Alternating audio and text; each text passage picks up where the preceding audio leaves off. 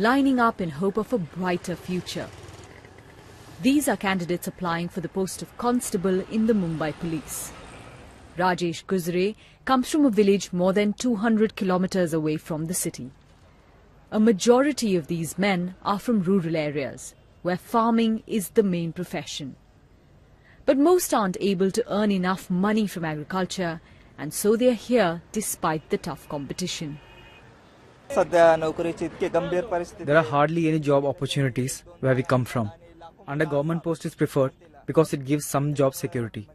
That's why we have come here, even though we know only few of us will get the job. In 2005, the government launched a mammoth program to tackle the problem of rural unemployment. Known locally as NREGS, the scheme guarantees 100 days of unskilled work in a year to every rural household in the country. The government spends close to $5.6 billion on it annually, but experts say that while the scheme has been helping, it may not be feasible over a period of low economic growth. People say the jobless growth, when growth is increasing and jobs were less. Similarly, we should not have growthless jobs. For the sake of creating jobs without growth, then we don't have productive employment. So there is a criticism of NREGS like that. In fact, inclusive growth means more productive employment, quality employment and all, rather than having schemes or that kind of things. Efforts to set up skilled employment in rural areas have been on the rise in recent years. This group of youngsters is reporting to work at a rural call center. When you step inside this call center, it feels like it could be in any city in India. But actually it's surrounded by mountains and fields, and all of these people come in from villages around in search of opportunities other than agriculture to sustain themselves.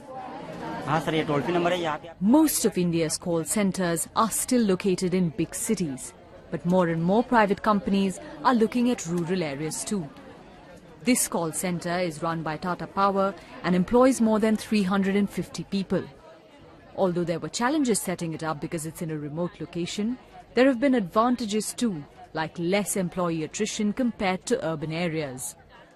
There is a lot of difference actually, because when you are giving them employment, they are more loyal and sincere to you, to your work, and you can look at them as your long-time partners actually. They can work for you. They are so sincere, they are so loyal, because you have helped them in terms of when they were going through the difficulties.